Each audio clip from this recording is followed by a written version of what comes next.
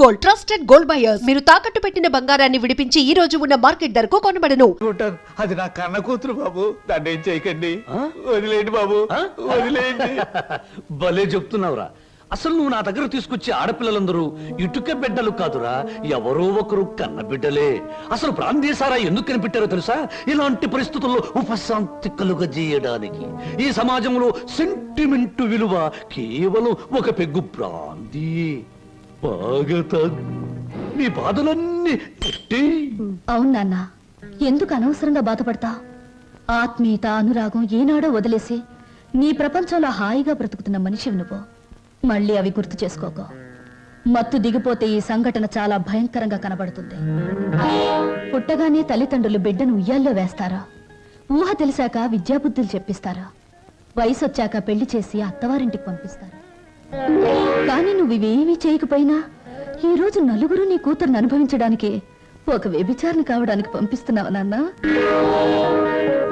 నువ్వు నేను తండ్రి కూతుళ్ళు అని ఈ నిజం ఈ 4 గోడల మధ్య చచ్చిపోని.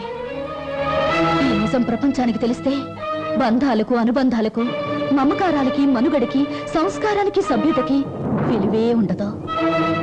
నీ చేతులతో ఎంతో మంది ఆడపిల్లల్ని నీ గడప దాటించావు. నన్ను వాళ్లల్లో ఒకళ్ళనుకుని నవ్వే, ఏ బాధ ఉండదు. వద్దమ్మా, ఏ తండ్రికి ఎట్టాంటి తెచ్చొద్దు. ఎప్పటికైనా నేను తండ్రిగా ప్రవర్తించబోతే నేను చేసిన పాపాలకి ఆ దేవుడు కూడా క్షమించడమ్మా. అసలు ఈ ప్రపంచంలో తండ్రి అనే పదానికి అర్థమే ఉండదు. ఉందిరా, ప్రతి మాటకు అర్థం ఉంది. అర్థం వెనుక అనర్థం ఉంది, అనర్థం వెనుక వ్యర్థం ఉంది.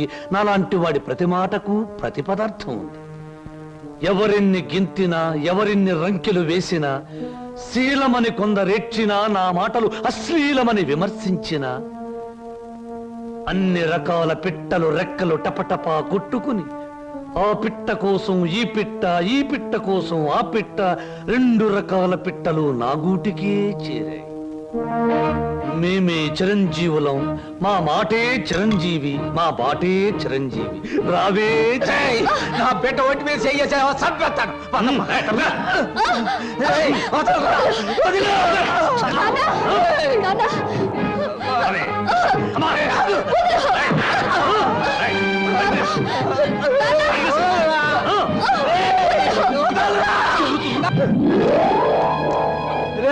నా బిడ్డకు అన్యాయం చేయకురా రే, నా బిడ్డ బతు నాశనం చేయకురా.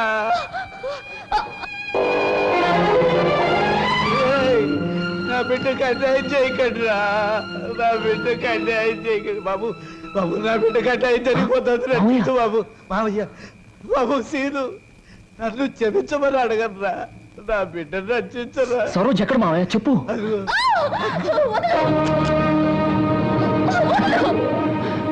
సరోజా, దేవ శంభో శంకర. మీ హీరోలకి ఏమీ పని ఉండదా? అసలు పని అయ్యాక రావచ్చుగా. పానకంలో పుడకలాగా అడ్డుపడి రభస చేయడం ఇదేనా మీ పని? ఇంకేమీ పని లేదా? రబస్ చేయటానికి కాదు, రక్తి కట్టించడానికి వచ్చాను. చూస్తావా? నేను నువ్వనుకున్నంత చవట దద్దమ్మన కాదురా. అంగబలంలో రారాజుని, ఆర్థిక బలంలో మహారాజుని. చవట దద్దమ్మలారా, వాణ్ణి చెరుకు పిప్పిలాగా పిప్పి పిప్పి చేసి పచ్చడి కింద బాగా దంచేయండి. దాని లోపలికి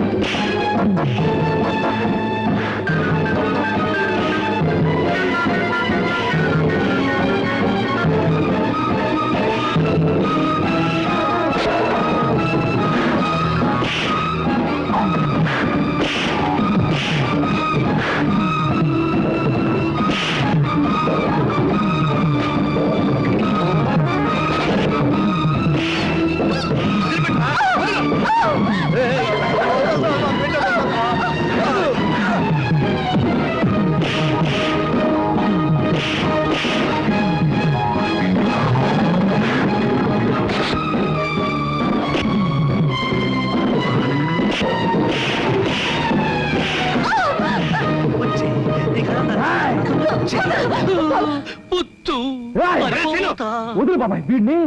ఆగరా, నువ్వెందుకు ఆ నీచుని చంపి నేరస్తుడు అవుతావు? ఆగు. అవును బాబు, ఈడంతా తేలిగ్గా సావటానికి వెళ్ళలేదు. జైలు గోడల మధ్య కుళ్ళి కుళ్ళి సావాలి. వీడి గుట్టుమట్టని నాకు తెలుసు బాబు. నేనే ఎన్ని పోలీస్ స్టేషన్లో అప్పచెప్పొస్తాను. చిన్నోడివైనా నీకు చేతులు ఎత్తి మొక్కుతాను. నా బిడ్డను క్షమించమని అడిగే అర్హత నాకు లేదు బాబు. నేను చేసిన దుర్మార్గాల్ని మర్చిపోయి నా తప్పుల్ని క్షమించి నా బిడ్డని కాస్త ఆదరించు బాబు.